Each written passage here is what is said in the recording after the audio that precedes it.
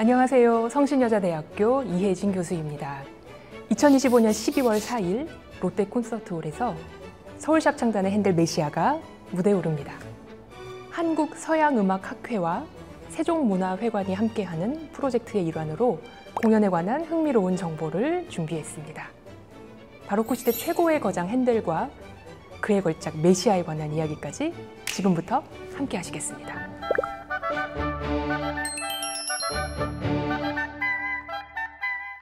핸델은 1685년 독일 할레에서 태어났습니다. 1702년 17세의 나이에 칼뱅교 대성당의 오르간 주자로 임명됐고 이듬해에는 오페라를 배우고 작곡하기 위해 함부르크로 떠납니다. 핸델은 처음에 오페라 오케스트라의 바이올린 연주자로 활동했고요. 그러나 곧 작곡가로서 재능을 발휘하게 됩니다. 1705년 그의 첫 번째 오페라 알미라가 발표되고 오페라 작곡가로서 두각을 나타내게 됩니다. 그리고 1706년 핸델은 음악적 영감을 이어가기 위해 다시 이탈리아로 발걸음을 옮깁니다. 핸델은 피렌체에서 페르디난도 데 메디치 왕자의 초청을 받아 이탈리아에 머물며 4년간 활동했습니다. 그동안 여러 후원자와 음악가들을 만나 교류하며 당시 이탈리아 음악 문화를 빠르게 흡수했죠. 1712년에는 다시 런던으로 건너가 영국인으로 귀화하며 영국에 정착하게 됩니다. 런던에서 핸델은 왕실과 귀족뿐만 아니라 일반 대중에게도 큰 사랑을 받았습니다. 1711년 그의 런던 데뷔작 오페라 리날도가 초연되었을 때 청중들은 열광했죠. 그 이후 핸델은 런던에서 이탈리아 오페라를 흥행시키는 데 중요한 역할을 맡게 됩니다. 그런데 어떻게 핸델은 영국에서 다른 장르가 아닌 이탈리아 오페라 작곡가로 스타가 될 수 있었을까요? 18세기 영국 사람들, 특히 귀족들에게 이탈리아는 동경과 호기심의 대상이었습니다.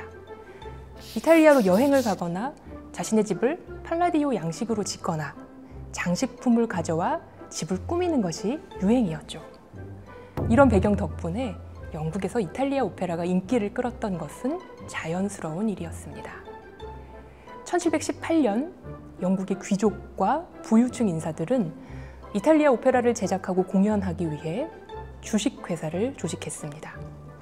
바로 왕실 음악 아카데미입니다. 이 회사는 1728년까지 번창했고 핸델은 이곳에 고용되어 라다미스토, 로델린다, 아드메토 등 수많은 오페라를 작곡하며 큰 성공을 거두게 됩니다.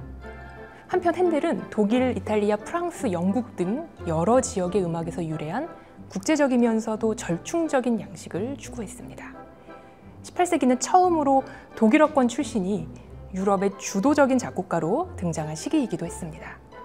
핸델을 비롯해 텔레만, 바흐, 하이든, 모차르트 같은 음악가들은 이탈리아, 프랑스, 독일 등 각국의 전통을 새롭고 풍부하게 결합하며 폭넓은 음악적 호소력을 보여주었습니다. 런던에서 핸델은 30여 년 동안 35편이 넘는 오페라를 창작하며 오페라 작곡가로서 큰 성공을 거두고 영국 오페라의 발전을 이끌었습니다. 하지만 이렇게 순조롭게 달리던 성공 가도에도 결국 변화의 시기가 찾아오게 됩니다. 1730년대 영국에서 이탈리아 오페라계는 점차 쇠퇴하기 시작합니다. 영국 대중의 취향 변화가 가장 큰 이유였죠. 특히 18세기 새롭게 등장한 중산층은 정치와 동떨어진 핸델의 오페라, 과거에 대한 향수나 신화를 소재로 한 작품에 흥미를 느끼지 못했습니다. 대신 이들이 열광한 것은 존 게이가 대본을 쓴 거지 오페라였습니다. 이 작품은 대사를 말로 전달하고 아리아는 기존 유명 선율에 새로운 가사를 붙이는 발라드 오페라 형태였으며 당시 귀족 사회를 날카롭게 풍자하는 정치 풍자극이었습니다. 1728년 거지 오페라가 초연되며 큰 성공을 거둔 해, 그 해는 왕실음악 아카데미가 해체되던 해이기도 했습니다. 또한 오페라단들은 재정적 위기도 맞게 됩니다.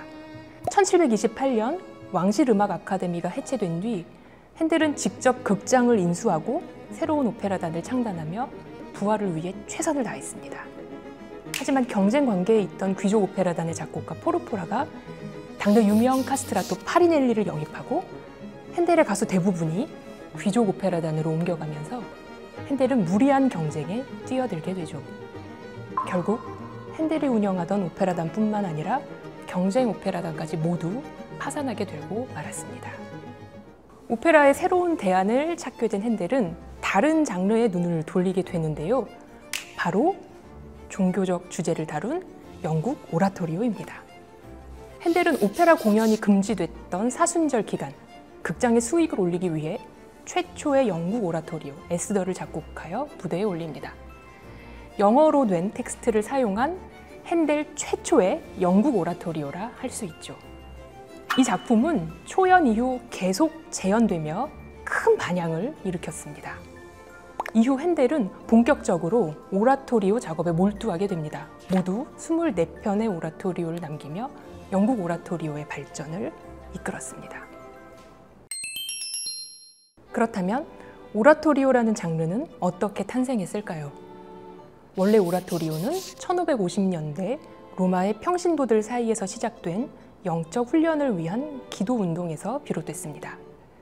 시간이 흐르면서 대중의 관심을 받게 됐고 점차 음악극과 같은 큰 규모의 형태를 갖추게 됐습니다. 이때 공연되는 음악을 오라토리오라고 부르게 된 것이죠. 오라토리오는 아리아, 레치타티보, 성악 앙상블, 합창, 오케스트라 곡 등으로 구성된 극음악이라는 점에서 오페라와 유사합니다. 하지만 오페라와 달리 가사는 주로 성서에 기초하고 무대 장치, 의상, 연기는 생략되어 있습니다. 또한 오페라에는 없는 해설자가 등장해 이야기와 사건을 연결해주고 합창의 역할이 훨씬 더 중요하게 부각됩니다. 핸델의 영국 오라토리오는 형식 면에서는 전통적인 오라토리오와 유사하지만 애초부터 교회가 아닌 극장에서 공연하기 위해 만들어졌고 종교적 의미를 강조하기보다는 오락적 성격이 더 강했습니다. 핸델은 자신의 오라토리오에서 독일의 순환곡, 이탈리아 오페라 세리아 등 다양한 전통 요소들을 결합했는데 특히 합창의 양이 증가하고 극적 역할도 매우 중요해졌습니다. 합창은 연기에 참여하거나 사건을 설명하고 그리스 비극의 합창처럼 사건을 논평하기도 하며 핸델 오라토리오에서 결정적인 역할을 수행합니다. 그렇다면 핸델은 어떻게 밋밋한 무대와 합창음악만으로 화려한 무대 장치에 익숙한 영국 관객들을 사로잡았을까요? 핸델은 얼마 전까지 화려한 이탈리아 오페라가 상영되던 극장에서 오페라 가수들을 섭외해 콘서트 형식으로 오라토리오를 공연했습니다. 합창단은 4명에서 6명의 보이소프라노와 약 12명의 남성 알토, 테너, 베이스로 구성됐고 독창자들은 합창단 속에서 대기하다가 독창 부분에서 한 발짝 앞으로 나와 노래했습니다. 그리고 핸델은 객석을 등지고 앉아서 하프시코드를 연주하며 다른 음악가들을 지휘했죠. 또한 핸델은 오라토리오의 막사이나 중간 휴식 시간에 오케스트라와 함께 오르간 협주곡을 연주하는 기획을 도입했습니다. 이 협주곡에는 독주자의 즉흥적인 비르투오소 연주가 포함되어 있어서 청중의 시선을 사로잡고 큰 인기를 얻는 데 효과적이었습니다. 핸델의 가장 유명한 오라토리오 메시아에는 재미있는 일화가 전해지고 있습니다.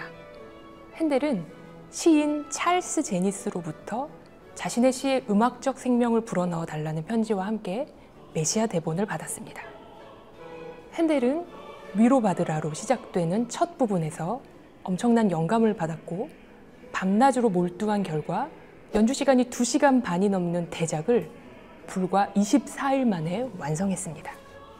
핸델은 메시아를 신의 은총으로 탄생한 작품이라 여겼고 자선 공연 수익으로 감옥에 갇힌 죄수들을 구제하고 병원을 후원했다고 알려져 있습니다.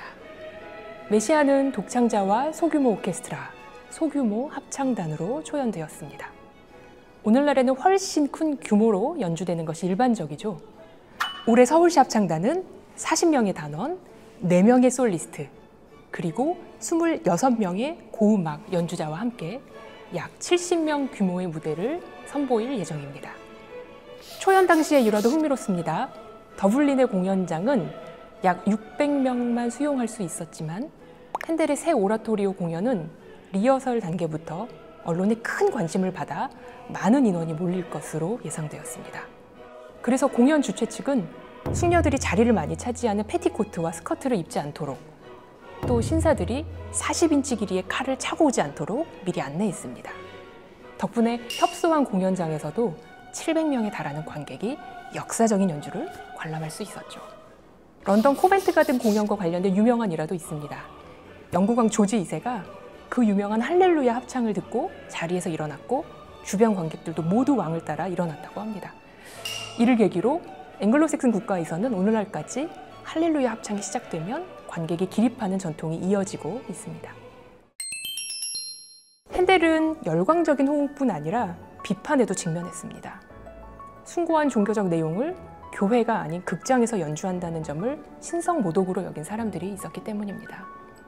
이 비판은 무려 10년 가까이 이어졌다고 합니다. 그렇다면 핸델의 메시아는 종교적 숭고함을 고취하기 위한 성경 기반의 종교음악일까요? 아니면 단순히 극장에서 흥행을 목적으로 무대에 올린 화려한 오락물일까요? 이 작품은 성경을 텍스트로 하는 종교음악인 오라토리오 장르이지만 극장에서 상업용으로 제작된 오락적인 면도 가지고 있으므로 우리의 흥미를 더욱 이끄는 것 같습니다. 4년 연속 매진! 서울시 합창단의 대표 레퍼토리 핸델 메시아가 다시 돌아왔습니다. 올해는 롯데 콘서트홀에서 한층 웅장하고 깊이 있는 감동을 선사할 예정인데요. 서울시 합창단과 2시즌 연속 호흡을 맞추는 지휘자 데이빗 이를 비롯해 소프라노 이혜정, 메저소프라노 김정미, 테너 손지훈, 바리톤 이동환 등 국내 정상급 성악가들이 출동합니다. 특히 고음악 전문 연주단체 카메라타 안틱과 서울이 참여해 바로크 음악의 숭고함을 극대화할 예정입니다. 서울시 합창단이 새롭게 해석한 2025년 버전 핸델의 메시아에 여러분을 초대합니다.